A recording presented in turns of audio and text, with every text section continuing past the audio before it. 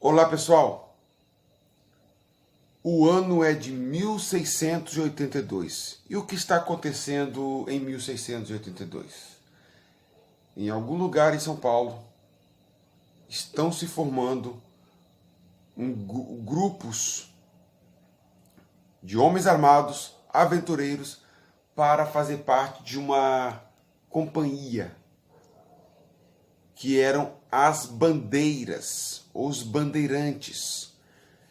Estavam se formando uma bandeira para sair de São Paulo em direção ao interior do Brasil em busca de duas coisas: busca de metais preciosos e busca de índios para trabalhar.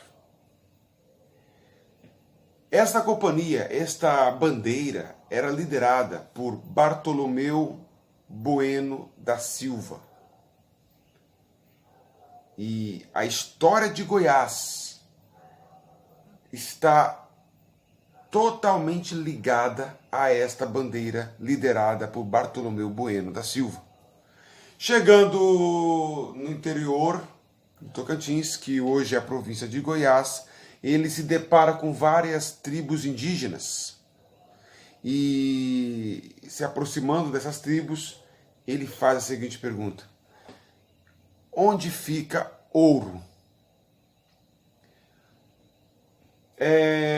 Onde ficam as minas de ouro?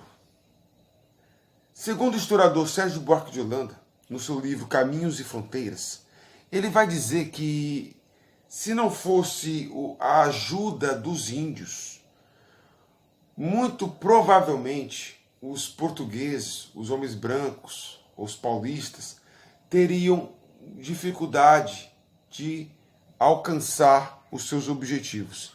Porque a relação do homem com a natureza era difícil. O índio estava muito mais adaptado. O índio ele tinha conhecimento da geografia e de como sobreviver no meio do mato, no meio do sertão, coisa que o homem branco não estava adaptado. Acontece que os índios eles olharam para o Bartolomeu e falaram: cara, o que é isso? Você quer as nossas minas de ouro? O relato diz que os índios não quiseram ajudar. Então, qual foi a atitude do Bartolomeu? Bartolomeu pegou uma bateia, que é como se fosse uma bacia onde o ouro é peneirado, vamos dizer, né? Aqui é um copinho. Colocou um líquido dentro, tocou fogo.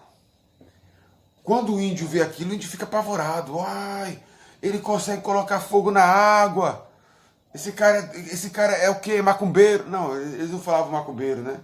Ele tá possuído pelo espírito. Ele é o diabo velho. Aí começaram a circular nas tribos de Goiás que Bartolomeu fosse o diabo velho. Ele é possuído pelo demônio, pelo diabo velho, pelo espírito que tomou conta do corpo de Bartolomeu e pôs fogo na água. E Bartolomeu falou o seguinte: olha, se vocês não mostrar para mim onde fica as minas, eu vou colocar fogo não só nessa água aqui, eu vou colocar fogo nos rios. Pessoal, o índio vive da caça e da pesca. E no conceito religioso indígena, eles não acreditam que existe um Jesus que foi crucificado, Deus, Pai de Jesus. O índio, ele acredita que que a natureza está habitada e povoada de várias entidades místicas, espíritos. Então, o rio também, para muitas tribos, tinha valor divino. Olha só, colocar fogo nos rios era colocar fogo na própria essência da religião indígena. E os índios começaram a ficar preocupados, né? O que acontecia, na verdade, pessoal, é que ele colocava álcool. E o índio não conhecia o álcool, ou aguardente. E deu um apelido para Bartolomeu. Bartolomeu Bueno da Silva é apelidado de Uayanguera, que significa diabo velho. Ou, em alguns lugares, vai falar que significa aquele que cospe fogo. Na verdade, ele cospe álcool, né? Ou encher a boca de álcool e soprava, você na frente de uma vela acesa, vai tocar fogo, lógico. Então, pessoal, é a entrada, a chegada desses bandeirantes que eles vão descobrindo as minas de ouro, ok? No vídeo anterior eu falo do ciclo do ouro, das casas de fundição, como era esse processo, eu falo dos impostos da coroa portuguesa. Aqui eu vou falar do seguinte, pessoal.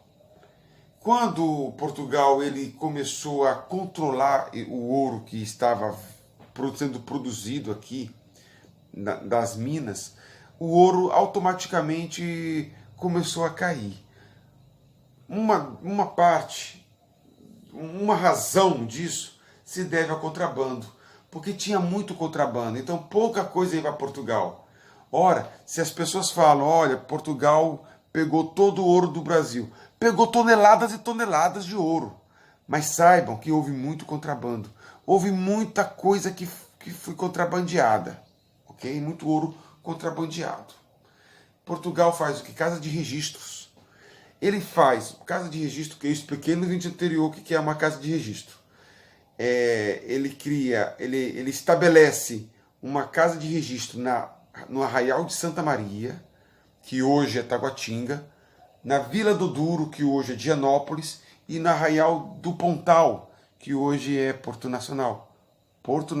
Arraial do Pontal, depois evoluiu para Porto Real, depois Porto Imperial e por último Porto Nacional. Observe aí a sequência, ok? Então, Portugal fez o seguinte, ele proibiu as vias de acesso à província e proibiu também a navegação dos rios Tocantins e Araguaia. Proibiu. Tudo isso para controlar o comércio. Acontece que o ciclo do ouro acaba rápido e a província de Goiás entra em um estado de declínio econômico e de profundo isolamento. Isolamento porque as vias de acesso estão interrompidas. Depois do ouro, grande parte de homens aqui de dinheiro pegavam suas trouxas e picavam a mula e ia embora. E declínio porque a economia da província goiana era sustentada no ouro. E aí, uma outra economia estava aparecendo, que era a economia da agricultura. Então você vai encontrar vários estudiosos da época que questionavam, né, que a província de Goiás deveria investir em outra forma de economia, como a agricultura, a criação de gado. Observe que com as navegações do rio Tocantins sendo impedidas, né, não podia navegar, como é que as pessoas desta província se comunicariam com outras localidades? O que era produzido aqui em Goiás era preciso escoar, era preciso vender para outras localidades, era preciso exportar. Mas como? Se as estradas estão interditadas, se os impostos são altos e as navegações pelo rio Tocantins estão proibidas. Acontece que o rio Tocantins, ele é um rio de planalto, ele era um rio muito mais visado para navegação, para comunicar Goiás com o litoral Pará, não rio, Pará. Porque o rio Tocantins ele é um rio que corta o eixo do Tocantins, o centro, ele passa ali na divisa do Maranhão com o Goiás, ele, na época era Goiás, né? Ele cortava o Goiás, nasce no sul de Goiás, tem outros nomes até chegar aqui. É um rio, só que é um rio de planalto, a navegação é mais difícil. Do outro lado, você vai ver o rio Araguaia, que é o rio de planície. Mas o rio de Araguaia, ele desemboca no rio Tocantins. Então, era isso. No século XIX, Você vai ver isso através da historiografia de Goiás, como Palacim, Maria de Fátima. Você vai ver outros historiadores, Alfredo Toné, Lísias Rodrigues e outros que falam sobre esse estado decadente de declínio da província de Goiás. E a falta de comunicação, a dificuldade de comunicação. E também vocês vão encontrar nos relatos de presidentes de província. Eles vão escrever e vão falar, vão fazer um retrato da província de Goiás. Ok? E aí, durante o século XIX, eles começam a elaborar projetos para utilização dos rios Tocantins e Araguaia como navegações. A mercadoria aqui produzida deveria ser colocada no barco e daqui navegar até o litoral do Pará e de lá exportar ou suprir o mercado paraense. E de lá para cá, produtos que aqui não tinham.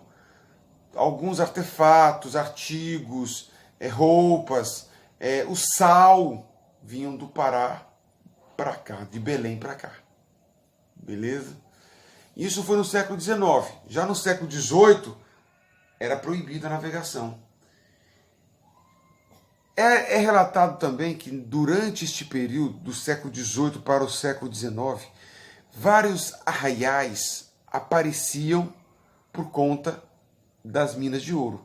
E quando as minas esgotavam, os arraiais desapareciam. Esse era o contexto da época. Então, com o esgotamento da produção de ouro, você vai ver Goiás num estado de redução populacional.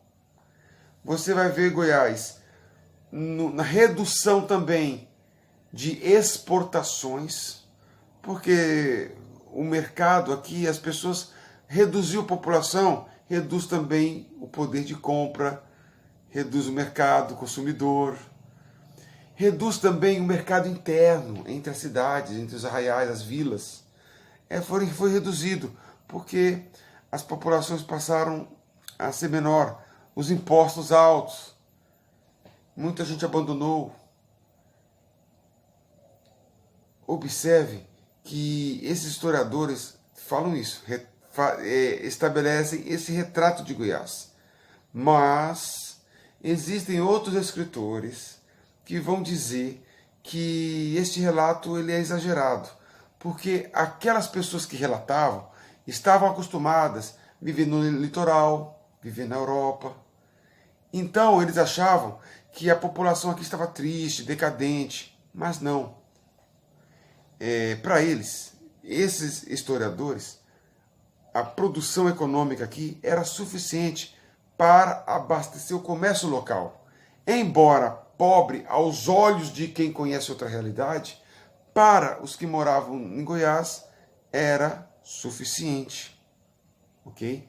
Essa economia de Goiás, pessoal, ela é chamada de economia de subsistência. O que é economia de subsistência? Quando uma localidade pequena, as pessoas plantam arroz, feijão, milho, batata, mandioca e tal, cria galinha, cria gado, e aquilo ali é para abastecer aquele pequeno local. Não tinha o interesse de abastecer outras cidades. Isso é cultura de subsistência.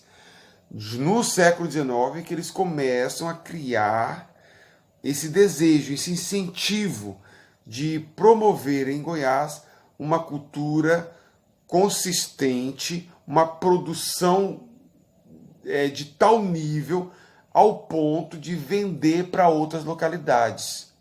Isso é uma tentativa, faz parte de um discurso do século XIX, ok? E no século XX continua também, mas o nosso contexto aqui é o século XVIII, fim do ciclo do ouro para o século XIX. E lembrando de um ponto, as estradas aqui eram prejudicadas, eram interditadas, estradas que ligavam da Piauí a Goiás, Maranhão a Goiás, Minas a Goiás, eram todas interditadas. tinha uma estrada que não foi interditada, que foi de Cuiabá a Goiás. Esta não foi interditada. Mas não teve muito efeito. Por quê? Duas províncias consideradas economicamente isoladas, qual efeito vai fazer, né? Vale lembrar que o polo comercial, o grande centro econômico do século XVIII é Pernambuco, é o Nordeste. Então a estrada via Cuiabá para Cuiabá não fez muito efeito, não. Basicamente é isso. Acompanhem as aulas. César Augusto, História para dentro da cabeça.